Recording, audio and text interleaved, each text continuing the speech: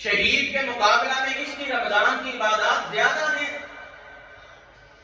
اور یہ فرق ہے جس کی وجہ سے وہ عام موت ہوا، لیکن اللہ رب العزت نے اسے دوسرے کے مقابلہ میں پہلے جنت کا داخلہ عطا فرمایا۔ اس حدیث مبارکہ کی روشنی میں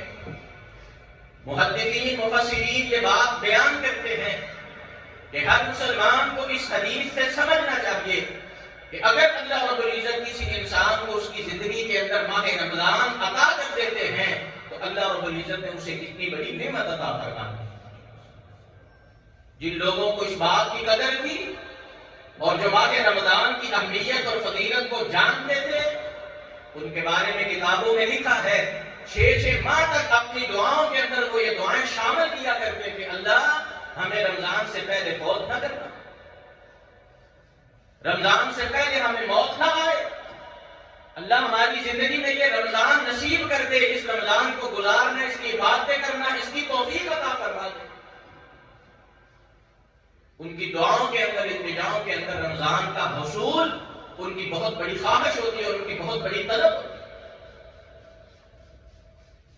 اور یہ رمضان کا مہینہ اگر انسان کو مل جاتا ہے، اس کی زندگی میں آ جاتا ہے، اس ماہ رمضان کو وہ جس طرح اس کی قدر کرنی چاہیے اور جس طرح اس کے حقوق ادا کرنے چاہیے اور جس طرح اس کی عظمت کا احساس کرنا چاہیے،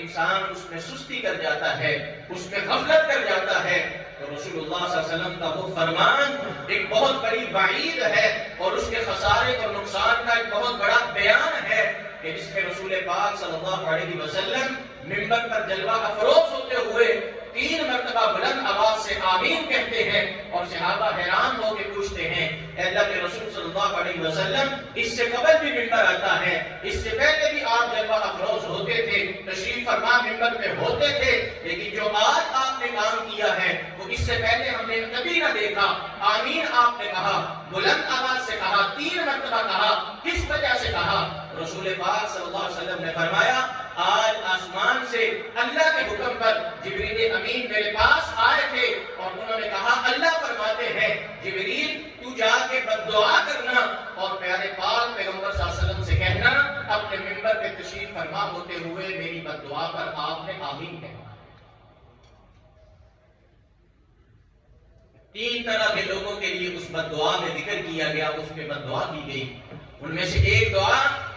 رغم انف رجل، رغم انف رجل، رغم انف رجل دخل علیہ رمضان فلم یغفر له، وہ بندہ خاک آلود ہو، تباہ و برباد ہو، ذلیل اور رسوا ہو، اللہ کی اس پہ لعنت ہو، اللہ کی رحمت سے وہ دور ہو۔ دخل علیہ رمضان، جس کی زندگی میں رمضان کا مہینہ آیا اور رمضان کی ساعتوں اور رحمتوں اور برکتوں کو اس نے اس انداز سے نہ سمیٹا کہ اللہ رب العزت اس کی عبادات کو دیکھ کر، اس کے ذوق شوق اور بلغمی کو دیکھ کر اور اپنی طرف اس کی عنابت اور رجوع اور توجہ دیکھ کر اور اپنے گناہوں کی معافی کا اس کا انداز دیکھ کر اللہ رب العزت نے اس سے معاف نہ کیا، ایسا بندہ تباہ و برباد ہو جائے۔ یہ دعا بد دعا حضرت جبریل امین نے کی ہے اور اس بد دعا پر منبر رسول پر قدم رکھتے ہوئے آمین رسول پاک صلی اللہ علیہ وسلم نے کہا۔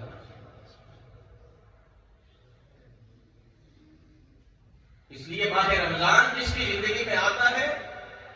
یہ بخششوں کا مہینہ ہے، رحمتوں کا مہینہ ہے، برکتوں کا مہینہ ہے، گناہوں کی معافی کا مہینہ ہے، اور اس رمضان کو گزارتے ہوئے اپنے لیے یہ ہدف رکھنا اور ٹارگٹ رکھنا اور ایسی منصوبہ بندی کرنا کہ میں نے اس رمضان میں اپنی زندگی سابقہ جتنی گزاری ہے اس کی ایک ایک خطا، ایک ایک غلطی کے اللہ سے معافی لینی ہے، اپنے آپ کو بخشے ہوئے لوگوں میں شامل فرمانا ہے، ایسے اللہ کے سامنے گڑ گڑانا ہے، ایسے اللہ کے سامنے جھکنا ہے، ایسے اہتمام کے ساتھ رمضان کے روزوں کو پورا کرنا ہے، رمضان کی عبادات کو پورا کرنا ہے کہ میرا خالق و مالک مجھ سے راضی اور خوش ہو کر میری معافیوں کا اعلان کر دے۔ جو بندہ اپنا یہ مقصد رمضان میں نہیں بناتا اور اس مقصد کو پورا کرنے کے لیے محنت نہیں کرتا، اس کے لیے بد دعا حضرت جبریل امین کی ہے، آمین اس بد دعا پہ رسول اللہ کی ہے، اور حکم اس پہ اللہ کا ہے کہ یہ تباہ و برباد ہو کے رہ جائے، ذلیل و رسوا ہو کے رہ جائے، جس کی زندگی میں رمضان آیا اور اس نے گزار دیا اور اللہ سے اپنے آپ کو معاف ہوئے لوگوں کے اندر شامل نہ کروا سکا۔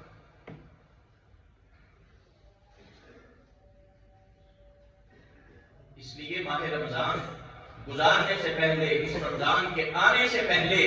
اپنے لیے اس بات کو ایک منصوبے کے طور پہ، ایک ٹارگٹ کے طور پہ، ایک ہدف کے طور پہ اپنے سوچ فکر میں، اپنے طریقہ ترتیب میں شامل کرنا کہ میرے سے ایسی کوئی خطا نہ ہو، میرے سے ایسی کوئی سستی نہ ہو، میرے سے ایسی کوئی غفلت نہ ہو کہ جس کی وجہ سے میرا اللہ مجھے اس ماہ رمضان میں بھی معاف نہ کرے۔ اگر یہ ہوا، ایسی کوتاہی ہو گئی، تو رسول اللہ کا فرمان ہے من حرم فیہ الخیر فقد حرم الخیر کلہ، جو اس ماہ رمضان میں بھی کسی خیر سے، بھلائی سے، نیکی سے محروم کر دیا گیا، وہ صرف ایک دن، رات یا مہینے کی بھلائی سے نہیں، فقد حرم الخیر کلہ، وہ ساری زندگی کے لیے ہر طرح کی خیر اور بھلائی سے محروم کر دیا گیا۔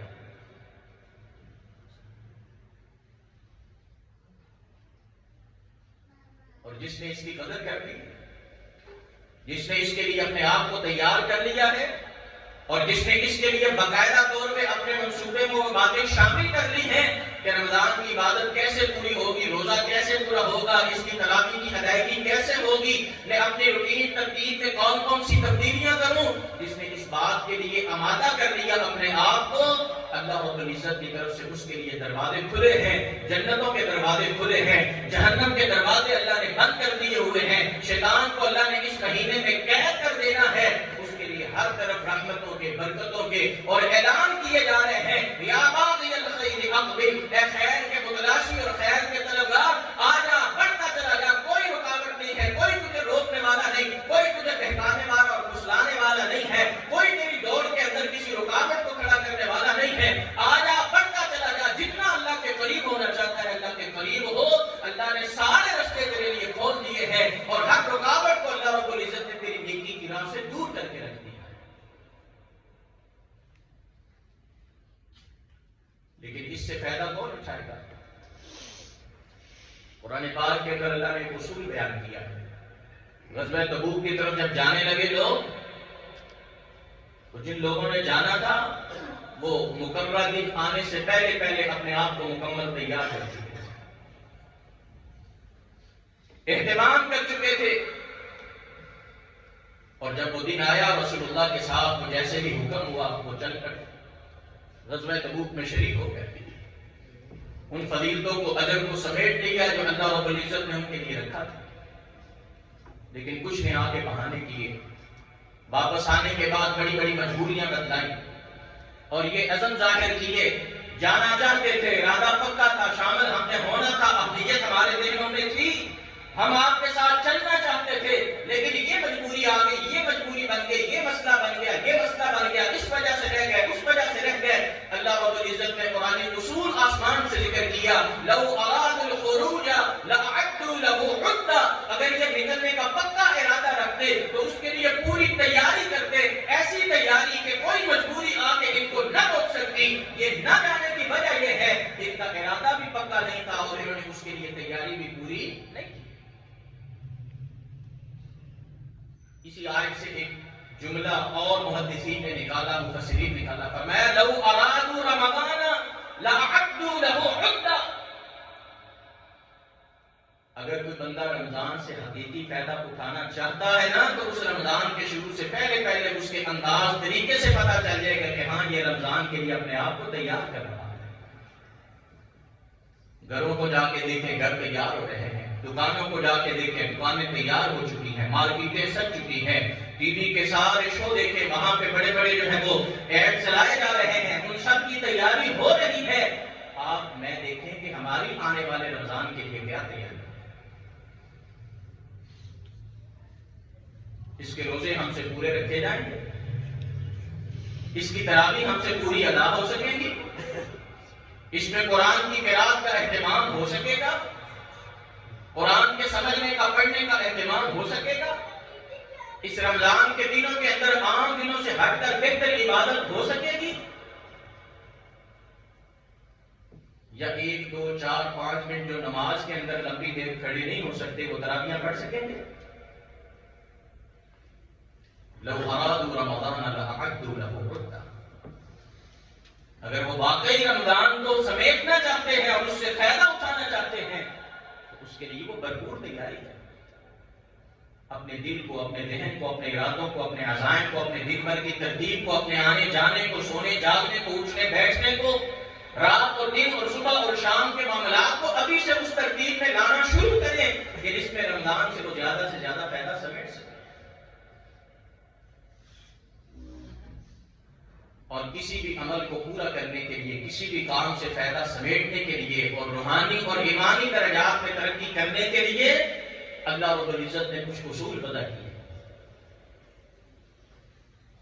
کسی کو اللہ رب العزت اگر نوازتے ہیں تو اس کے پیچھے بھی کوئی اس کو نوازے جانے کی وجہ ہوتی ہے۔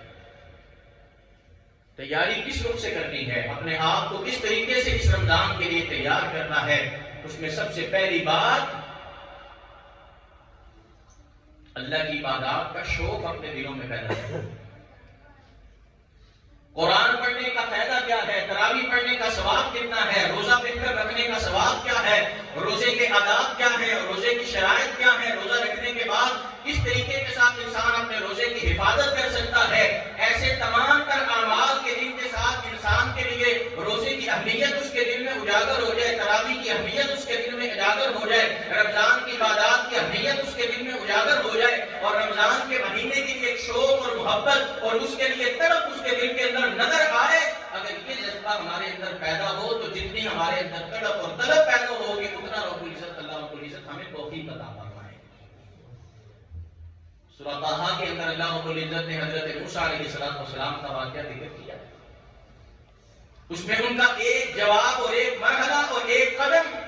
جو انہوں نے جلدی سے اٹھایا اور تیزی سے اٹھایا، بلایا سب کو تھا کہ اپنے ساتھیوں کو 70 افراد کو ساتھ لے کے آؤ طور پہ۔ حضرت موسیٰ علیہ السلام ان کو تیار کر کے گئے، لیکن جاتے ہوئے چلتے ہوئے حضرت موسیٰ علیہ السلام تیزی سے بھاگ کر اور دوڑ کر طور پہاڑ پہ چلے گئے۔ قرآن نے وہ نقشہ ذکر کیا ہے، وہ وجہ بیان کی ہے اور اس سے سیکھنے والے اور دیکھنے والوں کو سبق سکھایا ہے۔ جب بات رب کی ہو، رب کی عبادت کی ہو، رب کے قرب کی ہو اور رب کی رضا اور خوشنودی کی ہو تو دیکھو حضرت موسیٰ علیہ السلام جیسی شخصیت جو ہے ان کا احساس کیا ہے، ان کا انداز کیا ہے۔ قرآن کے الفاظ ہیں، کیا اللہ فرماتے ہیں، ما اعجلک عن قومک یا موسیٰ، اے موسیٰ آپ نے بھی آنا تھا، قوم کے افراد نے بھی آنا تھا، اسی جگہ پہ پہنچنا تھا، اسی وقت پہ پہنچنا تھا، لیکن قوم کے افراد نظر نہیں آ رہا ہے، آپ دور پہاڑ پہ پہنچ گئے۔ ما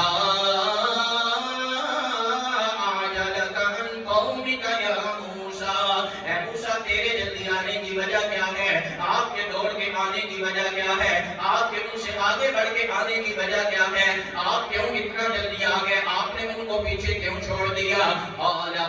وما أعجلك عن قومك يا موسى قال عجلت إليك ربي لترضى، اے میرے اللہ، اے میرے پروردگار، میں نے ان کی قدموں کو نہیں دیکھا، میں نے ان کے ساتھ کو نہیں دیکھا، میں نے اپنے دل کے شوق کو دیکھا، میں نے اپنے دل کی تڑپ کو دیکھا، میرا دل چاہا کہ میں بھاگ بھاگ کے آپ کی طرف آؤں، میں شوق کے ساتھ ذوق کے ساتھ جلدی سے آپ کی ملاقات کے لیے پہنچاؤں۔ عجلت إليك ربي لترضى، اے میرے اللہ میں آپ کو راضی کرنے کے لیے، آپ کی خوشنودی کے لیے جلدی سے بھاگ کے آ گیا۔ میرے دل نے مجھے دوبارہ روانہ کیا کہ میں اس میں سستی نہ کروں۔ یہاں مفسرین بیان کرتے، علماء بیان کرتے، ایک انسان کے لیے اللہ کی عبادت کا ایسا شوق، اللہ کی رضا کا ایسا شوق، اللہ کی عبادت کے کاموں میں، اللہ کے قرب کے کاموں میں لوگوں سے آگے بڑھنے کا ذوق اور شوق جب کسی انسان میں پیدا ہوگا، جیسے حضرت موسیٰ علیہ السلام کو اس کے جواب میں اللہ نے یہ مقام عطا فرمایا، یہ جواب عطا فرمایا، یا موسیٰ انی اصطفیتک علی الناس برسالاتی وبکلامی، اے موسیٰ اگر تیرے دل کے اندر یہ شوق ہے کہ تو جلدی ہمارے پاس آئے، تو جلدی ہم سے ملاقات کرے، تو لوگوں سے آگے بڑھ کر ہمارے قریب ہو، تو اے موسیٰ اس کے بدلے میں ہم نے بھی آپ کو اپنا قرب عطا فرما دیا ہے۔ یا موسیٰ انی اصطفیتک علی الناس برسالاتی، اے موسیٰ ہم نے بھی لوگوں میں سے آپ کو چن لیا، آپ کو پسند کر لیا ہے، نہ صرف یہ کہ آپ کو رسالت و نبوت عطا فرمائی ہے، بلکہ اس سے بھی آگے بڑھ کر ہم نے آپ سے ایسے ہم کلامی کی ہے، ایسے گفتگو کی ہے جیسے دو انسان آپس میں بیٹھ کے ایک دوسرے سے بات اور گفتگو کرتے ہیں۔ موسیٰ علیہ السلام کے شوق دکھانے کا ذوق دکھانے کا بدلہ اللہ نے دیا.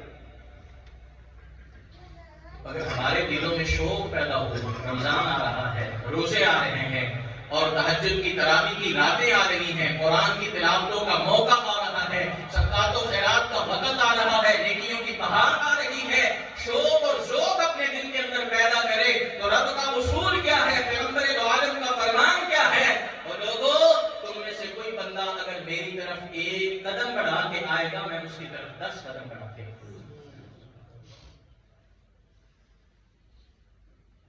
جو ایک بلش کے برابر میری طرف بڑھنے کی کوشش کرے گا، میں پورا 1 گز اس کے قریب ہوں گا.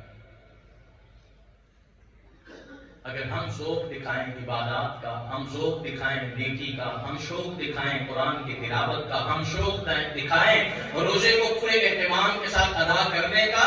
تو اللہ رب العزت ہمیں اپنے ذوق اور شوق کے مطابق توفیق بھی اتنی ہی عطا فرمائیں. دل کے ارادے کے مطابق اللہ کبھی کسی کے قدم نہیں روکتے. یہ نہیں دیکھا جائے گا گناہگار کتنا ہے، رمضان آیا ہے تو مسجد میں آ رہا ہے، اس سے پہلے مسجد میں کبھی داخل نہیں ہوا، نماز نہیں کبھی پڑھی، قرآن نہیں اس میں سارا سال کبھی پڑھا. اللہ کا طریقہ کیا ہے؟ جو جتنا اللہ کی طرف بڑھتا اور چلتا اور نیکی کے کاموں کی طرف آتا ہے، اتنی اللہ اس کو توفیق عطا فرماتا ہے. سورہ بقرہ پڑھ کے دیکھ لیں، بات منافقوں کی ہے، اللہ کے نافرمانوں کی ہے، اللہ کے غداروں کی ہے، لیکن ان کا بھی انداز اگر اللہ نے بیان کیا تو کیا فرمایا؟ فرمایا یکاد المرء یفتح ابصارهم کلما اضاء لهم مشوا فیہ واذا اظلم علیہم قاموا ولو شاء اللہ لذهب بسمعهم وابصارهم ان اللہ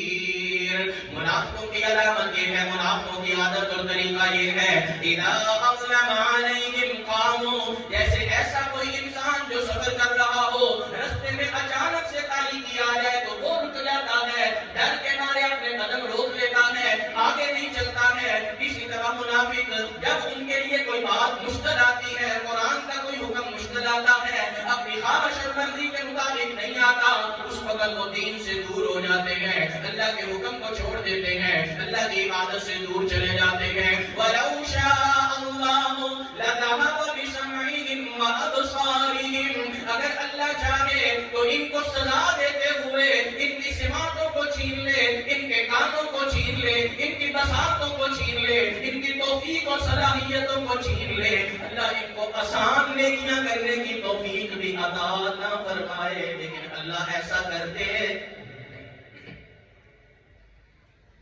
وہ جتنا چلتے ہیں اللہ اتنا ان کو چلنے کی توفیق دیتے. یہ منافق ہیں، منافق. پھر بھی اللہ رب العزت ان کے رستے بند نہیں کرتے، ان کے قدم بند نہیں کرتے، ان کی صلاحیتیں ان سے چھینتے نہیں. تو جو بندہ ذوق دکھائے گا، جو بندہ شوق دکھائے گا،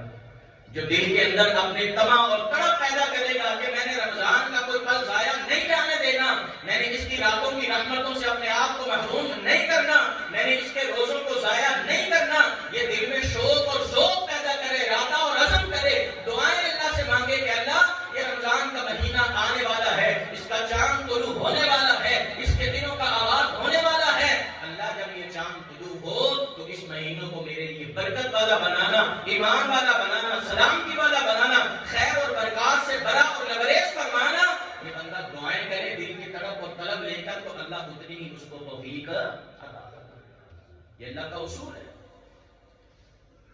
اگر آج ہمارے دل کے اندر یہ ارادہ بیٹھ جائے، ہمارے دل کے اندر یہ سچی نیت بیٹھ جائے اور ہم اس بات کے لیے اپنی ترتیب کو ابھی سے ترتیب دینا اور جو ہے نا مرتب کرنا شروع کر دیں، تراویح نہیں چھوڑنی اور تراویح کو دور نہیں کرنا، قرآن کی تلاوت سے دور نہیں ہونا، رمضان کے روزے کو خراب نہیں کرنا. اپنے دل میں اس بات کا شوق ابھی ہم پیدا کر لیں، ارادہ پکا ہم پیدا کر لیں، سارے رمضان کی پابندی کے ساتھ تراویح کی توفیق اللہ تعالیٰ. دوسری چیز جو انسان اللہ رب العزت کے معاملات کو، آخرت کو، جنت کو، رضا کو، خوشنودی کو اپنا اولین ٹارگٹ اور ہدف بنا لیتا ہے، اس کی دنیا کی ضروریات کو اللہ خود پورا کرنا ہے. آئیے اس بات پہ ہمیں بڑی توجہ کی ضرورت ہے۔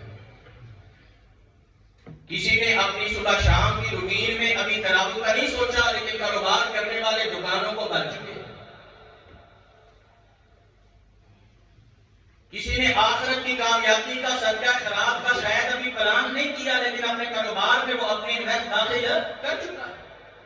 عید آنے والی ہے، رمضان آنے والا ہے، یہ وہی چیزیں زیادہ فروخت ہوں گی، میں اتنا سٹاک جمع کر دوں، میں اتنی جو ہے نا وہ ساری دکان پر دوں، میں یہ والا سامان لے آؤں، میں وہ والا سامان لے آؤں، یہ ساری پلاننگ اور منصوبہ بندی اس کی دنیا کے لیے موجود ہے، آخرت کے لیے، رمضان کی عبادت کے لیے، روزے کے لیے، اللہ کے ثواب کو پانے کے لیے، صدقہ و خیرات کے لیے۔ بہتر یہ تھا اور بہتر یہ ہے کہ ہم اس رمضان میں کاروبار سے زیادہ اپنے اللہ کو راضی کرنے کے ارادے اور منصوبے بنائیں۔ دکان کھولیں لیکن نماز کے وقت کا بھی پہلے پتہ کریں، کاروبار کریں لیکن رات کی عبادت کی بھی ترتیب بنائیں۔ اتنے بجے سے اتنے بجے تک دکان پہ، تو اتنی دیر تک مسجد میں، اتنی سے اتنے وقت تک کاروبار کے اندر اور گاہکوں کے ساتھ اور فروخت والی چیزوں کے ساتھ، اور اتنا وقت اللہ کے قرآن کے ساتھ، اتنا وقت فلاں جگہ پہ، تو اتنا وقت مسجد کے مصلی پہ، اتنا وقت تراویح کی نماز میں، اور اتنا وقت دکان کے کاؤنٹر پہ۔ یہ ترتیب اگر انسان آخرت کے اپنے منصوبوں میں شامل کر لے گا، اللہ رب العزت اس کی برکت کے ساتھ اس کی دنیا کو بھی سنوار دیں گے، اس کی آخرت کو بھی سنوار دیں گے۔ آئیے حدیث مصطفیٰ سنیے، پیارے پاک پیغمبر صلی اللہ علیہ وسلم کا فرمان کیا ہے؟ فرمایا من جعل الآخرۃ ہمہ، من طلب الآخرۃ ہمہ،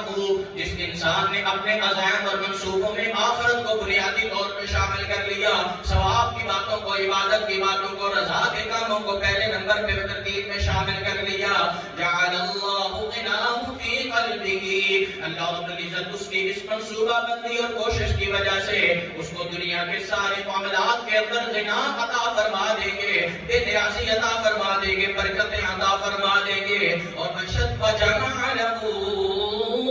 شملہ، اللہ اس کی دنیا کے اور معاملات بکھرے ہوئے جتنے بھی ہیں سارے ان کو سمیٹ کے برکتوں سے بھرپور فرما دیں گے۔ وَأَتَتْهُ الدُّنْيَا وَهِيَ رَاغِمَةٌ، یہ اگر نماز کی فکر کرے گا، تراویح کی فکر کرے گا، تلاوت قرآن کی فکر کرے گا، نیکی کے کاموں کی فکر کرے گا، اپنی تجارت سے زیادہ آخرت کے معاملات کی فکر کرے گا، ان کے لیے باغ دوڑ اور کوشش اور منصوبہ بندی کرے گا، اللہ رب العزت یہ آگے آگے چلے گا، دنیا اللہ اس کے پیچھے پیچھے دوڑا دیں گے۔ یہ اللہ کا وعدہ ہے، رسول اللہ صلی اللہ علیہ وسلم کا پیغام ہے۔ لیکن ومن جعل الدنیا ہمہ، جس نے ساری پلاننگ کی، کاروبار کی، جس نے سارے منصوبے کیے فائدہ سمیٹنے کے، جس نے سارے منصوبے کیے عید کمانے کے، اور جس نے ساری کوشش اور کاوش کی اپنی عید میں زیادہ روپیہ پیسہ اکٹھا کرنے کے، نہ روزے کی فکر کی، نہ قرآن کی تلاوت کی فکر کی، نہ تراویح کی ادائیگی کی فکر کی، نہ صدقہ و خیرات کی فکر کی، اللہ رب العزت جتنا مرضی یہ کر لے، میرے رب اسے اتنا ہی جتنا اللہ نے اس کی قسمت میں لکھ دیا ہے، اس سے زیادہ نہیں سکتا۔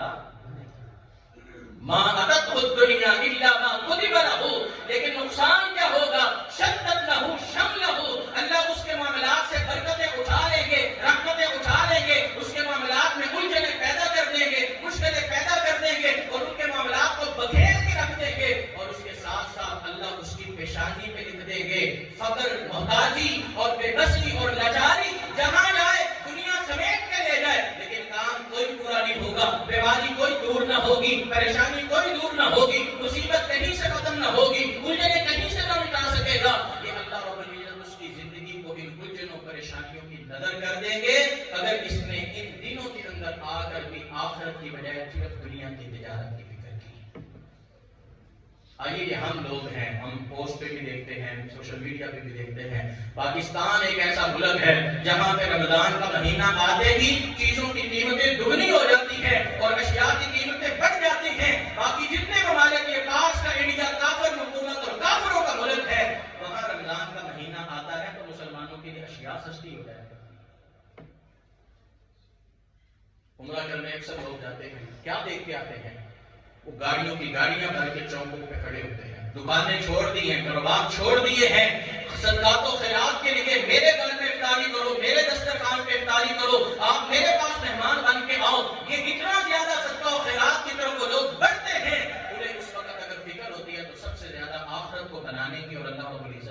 اور ثواب کو سمیٹ لیں گے۔ اس کا فائدہ کیا ہے؟ کیا دنیا میں جو جتنا خرچ کرتا ہے رمضان کے مہینے میں جو کاروبار اور دکان تھوڑی کھولتا ہے اور مسجدوں میں زیادہ بیٹھتا ہے، کیا بھوکا مر جاتا ہے؟ وہ لوگ زیادہ خوشحال ہیں، وہ لوگ زیادہ صدقہ و خیرات کر رہے ہیں، وہ لوگ زیادہ اللہ کی رحمتیں سمیٹ رہے ہیں جو ان ایام کے اندر اللہ رب العزت کی رضا اور خوشنودی کے کاموں کو زیادہ دیکھتے ہیں۔ ماہ رمضان کے اگر ہم نے ویسا ہی گزارنا ہے اور اس میں بھی کاروبار کا لالچ اور ہمارے نفع کا لالچ ہمارے دلوں میں ویسا ہی رہنا ہے جیسا سارے سال میں رہتا ہے، تو رمضان کی عظمت کس بات کی ہے؟ رمضان کی رحمت کس بات کی ہے؟ رمضان میں شیطان کی بندش کس لیے ہے؟ رمضان میں جنتوں کے دروازے کس لیے کھلے ہیں؟ اللہ رب العزت نے جہنم کے دروازے بند کس لیے کیے ہیں؟ یہ ساری ترتیب اگر اللہ نے بدل دی ہے اور ہمارے اندر کوئی تبدیلی نہیں آتی، ہم پھر دنیا کی طرف اگر جاتے ہیں، ہم پھر عبادات سے اگر دور بھاگتے ہیں، تو بتائیے رمضان کی قدر ہم نے کیا کی؟ تیسری چیز جو اللہ رب العزت کے اصول میں اور قرآنی آیات کے اندر موجود ہے، لا تلتفت عن اللہ فتلتفت اللہ عنک۔ اللہ رب العزت نے اگر کوئی چیز آپ کے لیے اس بات کے طور پہ مہیا کر دی ہے، کسی نیکی کو آپ کے لیے آسان کر دیا ہے، کوئی عبادت کا مرحلہ آپ کے لیے آسان ہو گیا ہے، آپ پھر بھی اس کو ترک کر دیں، اس کو نہ اپنائیں، اس نیکی کی طرف نہ جائیں، اس کے مقابلہ میں کسی اور چیز کو ترجیح دے دیں، اہمیت دے دیں،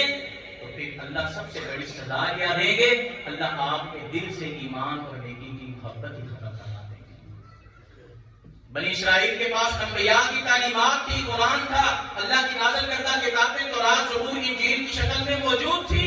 لیکن انہوں نے ان ساری چیزوں کو چھوڑ کر اپنی ترجیحات دنیا کو بنا لیا، اپنی مرضیوں کو بنا لیا، خواہشات کو بنا لیا۔ سورہ صف میں اللہ نے کہا کیا؟ فَلَمَّا زَاغُوا أَزَاغَ اللَّهُ قُلُوبَهُمْ۔ جب انہوں نے اللہ کی کتابوں سے، نبیوں کی تعلیمات سے منہ موڑا جو ان کے پاس آ چکی تھی، ان کے سامنے آ چکی تھی، جب انہوں نے ان کی قدر نہ کی، ان کو علمی طور پہ نہ سیکھا، ان کو عملی طور پہ نہ اپنایا، انبیاء کے پیچھے نہ چلے، اللہ کی کتابوں کے پیچھے نہ چلے، أَزَاغُوا أَزَاغَ اللَّهُ قُلُوبَهُمْ، اللہ رب العزت نے پھر ان کے دلوں کو ٹیڑھا کر دیا، اتنا ٹیڑھا کر دیا، اللہ کو جانتے ہیں، اللہ کو پہچانتے ہیں، نبیوں کو پہچانتے ہیں، آخر الزمان پیغمبر کو پہچانتے ہیں، الذین آتیناہم الکتاب یعرفونہ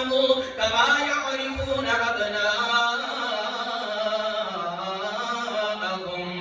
وہ جناب محمد رسول اللہ کو ایسے پہچانتے تھے کہ اللہ کے نبی ہیں، آخری نبی ہیں، عظیم پیغمبر اور نبی ہیں اور سچے رسول ہیں، جیسے انسان اپنی اولاد، اپنے بیٹے کو پہچانتا ہے، لیکن ان سارے اہل کتاب نے اتنا سچا پہچاننے، اچھا پہچاننے کے باوجود پیغمبر رسول کی رسالت و نبوت کو قبول اشتروا الضلالۃ بالہدی، ہدایت کو دیکھا، گمراہی کو دیکھا، پتہ تھا یہ ہدایت ہے، یہ گمراہی ہے، لیکن ہدایت کو چھوڑا، گمراہی کو اپنایا، فما اصبرهم علی النار، پتہ تھا جس ڈگر پہ چل رہے ہیں یہ جہنم کے ایندھن بنا دے گی، آگ کے اندر پھینک دے گی، لیکن دل اتنے بگڑ گئے کہ دیکھتے ہوئے جہنم کی آگ کو جانتے ہوئے پھر بھی اس کی طرف بڑھتے چلے گئے۔ ہمارے سامنے میڈیا آئے گا، ٹی وی آئے گا، موبائل آئے گا، رمضان کی راتوں میں، رمضان کے دنوں میں ایک طرف وہ سارے لفنگے، لچے اور کنجر بدماش جنہوں نے سارا سال ٹی وی پہ، اسکرین پہ آگے بدماشیاں کی ہوگی، بے حرمتیاں کی ہوگی اور اللہ کے احکامات کو توڑا ہوگا، اللہ کی بغاوتیں کی ہوگی، وہ اس وقت بڑا لبادہ اوڑھ کے تو آئیں گے، آئے ہم آپ کو دین سکھائیں گے، وہ دین نہیں سکھائیں گے، وہ تماشے دکھائیں گے۔ اس لیے وہ سارے پروگرام سجے ہوئے ہیں، آپ دیکھ رہے ہیں، لیکن ادھر رمضان سحری کا وقت ہو، ادھر افطار کا وقت ہو، ہم دسترخوان پہ بیٹھے ہوں، اللہ کی طرف سے آوازیں آ رہی ہوں، پیغمبر دو عالم فرما چکے ہوں، سحری کا وقت برکتوں کا وقت ہے، افطاری کا وقت دعا کی قبولیت کا وقت ہے، میں دسترخوان پہ بیٹھ کے سامنے ٹی وی کی اسکرین پہ ان لچوں اور لفنگوں کو دیکھوں اور دعا نہ کروں، تو بتائیے اللہ رب العزت میرے دل میں ایمان پیدا کریں گے کہ ایمان اللہ میرے دل سے نکال دیں گے؟ آئیے کنٹرول کریں اپنے آپ کو۔ نوجوانوں اس بات کو سمجھو، آپ کے سامنے ہے، رات کی عبادات ہو رہی ہے، تراویح کی رکعات کھڑی ہے، قرآن کی تلاوتیں ہو رہی ہیں، آپ چوکوں میں رہیں، چراغوں میں رہیں، دوستوں کی محفل میں رہیں، سارا سال کرکٹ کھیلی جا سکتی ہے، سارا سال یاریاں بھگتائی جا سکتی ہے،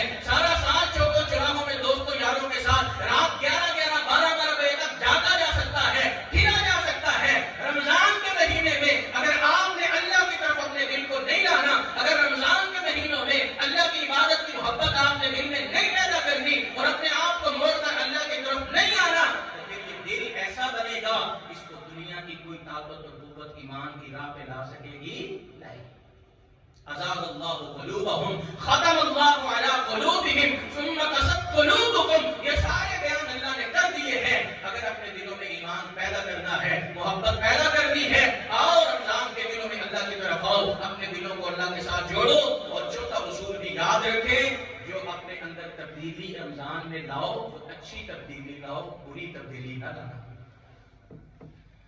پہلا دن 5 نمازیں پوری, دوسرا دن 5 نمازیں پوری, تیسرا دن فجر پڑھ لی, ظہر عصر چھوڑ دی, پہلے دن قرآن کا 1 پارہ پڑھ لیا, دوسرے دن قرآن کا دوسرا پارہ بھی پڑھ لیا, تیسرے دن آدھا پارہ ہو گیا, چوتھے دن قرآن پڑھنا چھوڑ دیا, 5ویں دن تراویح بھی چھوڑ دی. یہ تبدیلی اگر آپ کے اندر بری آ گئی, اللہ کی طرف سے آپ کی قسمت کے فیصلے بھی پھر تبدیل ہو جائیں گے. فبدل الذين ظلموا قولا غير الذي قيل لهم فانزلنا على الذين ظلموا رجزا من السماء. اللہ رب العزت نے حکم دیا تھا بنی اسرائیل کو شہر میں داخل ہونا ہے سجدہ کرتے ہوئے اور اپنے آپ کو اللہ کے سامنے معافیوں کا طلبگار بناتے ہوئے. انہوں نے اللہ کی بات کو بدل دیا, کہا معافی پھر مانگ لیں گے, ابھی تو گندم دے دو نا, ابھی تو جناب سجدے پھر کر لیں گے, ابھی تو ہمیں جیسے چاہے خوشی سے کودتے ہوئے, بھنگڑا ڈالتے ہوئے اور ناچتے ہوئے یا جس طریقے کے ساتھ چاہتے ہیں ویسے داخل ہونے دو. انہوں نے اللہ کی کہی بات کے مطابق عمل نہ کیا, اپنے اندر تبدیلی پیدا کی اور تبدیلی غلط پیدا کی. وہی آسمان جو تھوڑا وقت پہلے ان کے لیے من اتار رہا تھا, سلوا اتار رہا تھا, وہی بادل جو ان کے لیے بہترین اے کا روپ بنا ہوا تھا اور بہترین ٹھنڈک کا روپ بنا ہوا تھا, گرمی سے بچا رہا تھا, سردی کی شدت نہیں ہونے دے رہا تھا, منو سلوا اتر رہا تھا, آسمان سے بیٹھ کے کھانے کے لیے اللہ کا رزق اتر رہا تھا, وہی بادل تھا, وہی آسمان تھا. اسی آسمان سے برسی تو ان پہ آگ برسی, بادل نے اگلے تو آگ کے انگارے اگلے, بارش کے قطرات ان کے لیے آگ کے انگارے بن گئے. جب تم بدلو گے اللہ رب العزت کے حکم کے خلاف اپنی عادتوں کو, وہی جگہ, وہی علاقہ, وہی چیز, وہی عمل جو آپ کو ہدایت دے سکتا ہے, نیکی کی طرف لا سکتا ہے, وہی چیز آپ کے لیے اللہ کے عذاب کا روپ ڈال دے گا. اللہ ایسے اپنے فیصلے بدل دیں گے. اس لیے رمضان میں کوشش کرنا, عبادت تھوڑی کرو, مستقل کرو, ایک جگہ پہ اور ایک طریقے اور ترتیب کے ساتھ اپنے رمضان میں اپنے اندر اچھائیاں پیدا کرنے کی کوشش کرو, اپنی عادتیں بہتر رویوں کی طرف بدلنے کی کوشش کرو. اگر اس رمضان میں بھی آپ نے اپنے آپ کو دوسری تبدیلی کی طرف لا دیا, اچھائیاں نیکیاں تھوڑی دیر کے لیے اپنائی پھر چھوڑ دی, تو پھر اللہ کے فیصلے بدل جائیں گے. پھر رحمتوں کی جگہ سے بھی عذاب نازل ہوگا. اور اگر اچھے بن جاؤ گے, اچھی تبدیلیاں لاؤ گے, اچھا بدلاؤ اپنے اندر پیدا کرو گے, تو قرآن کا یہ بھی اصول ہے. ایک ایسا شخص آیا تھا, ساری زندگی ڈاکے مارنے والا, عزتیں لوٹنے والا, شرابیں پینے والا, حرام کاریاں کرنے والا اور لوگوں کو نقصان پہنچانے والا, حقوق پامال کرنے والا. اس حد تک عمر بڑھ چکی ہے, آزاد کمزور ہو چکے ہیں, پلکیں اٹھا نہیں سکتا, اتنا بوڑھا, 100 سال سے بھی سمجھ لو کہ زیادہ عمر ہے, اور ساری عمر گناہوں میں ہے, خطاؤں اور غلطیوں میں ہے. اور ایک خیال آیا ہے, اللہ کے پیغمبر صلی اللہ علیہ وسلم کے پاس آتا ہے, اللہ کے رسول صلی اللہ علیہ وسلم آج بدل جاؤں, آج اپنے آپ کو تبدیل کر لوں, اللہ کی رحمتوں کی طرف پڑھتا ہوں, عبادت اور نیکی اور اللہ کے ایمان کے اندر داخل ہو جاؤں, تو میرے لیے کیا ہے؟ اللہ نے قرآن نازل کیا. پیغمبر آپ نہ بتاؤ, ہم آسمان سے قرآن نازل کرتے ہیں, ہمارے الفاظ اس کو پڑھ کے سناؤ. کیا إِلَّا مَنْ تَابَ وَآمَنَ وَعَمِلَ صَالِحًا فَأُولَٰئِكَ يُبَدِّلُ اللَّهُ سَيِّئَاتِهِمْ حَسَنَاتٍ وَكَانَ اللَّهُ غَفُورًا رَّحِيمًا. جو اپنے اندر ایمانی تبدیلی لے کے آئے گا, جو اپنے اندر اعمال صالحہ کی تبدیلی لے کے آئے گا, جو اپنے آپ کو برائیوں گناہوں سے دور کر کے آئے گا, اللہ کی طرف آئے گا, اپنے اندر اچھائیاں پیدا کرے گا, فَأُولَٰئِكَ يُبَدِّلُ اللَّهُ, اس کے لیے بھی اللہ تبدیل کر دیں گے. اللہ جی کیا تبدیل کر دیں گے؟ فرمایا سَيِّئَاتِهِمْ حَسَنَاتٍ, اس کی سابقہ ساری زندگی کی خطاؤں, غلطیوں, گناہوں کو ہم نیکیوں سے تبدیل فرما دیں گے.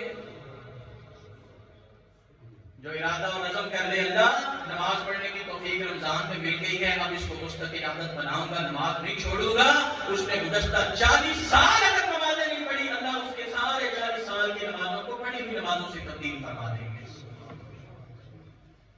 جس نے 60 سال تک شرابیں پی ہیں، بدکاریاں کی ہیں، چوریاں کی ہیں، دھوکے دیے ہیں، فرار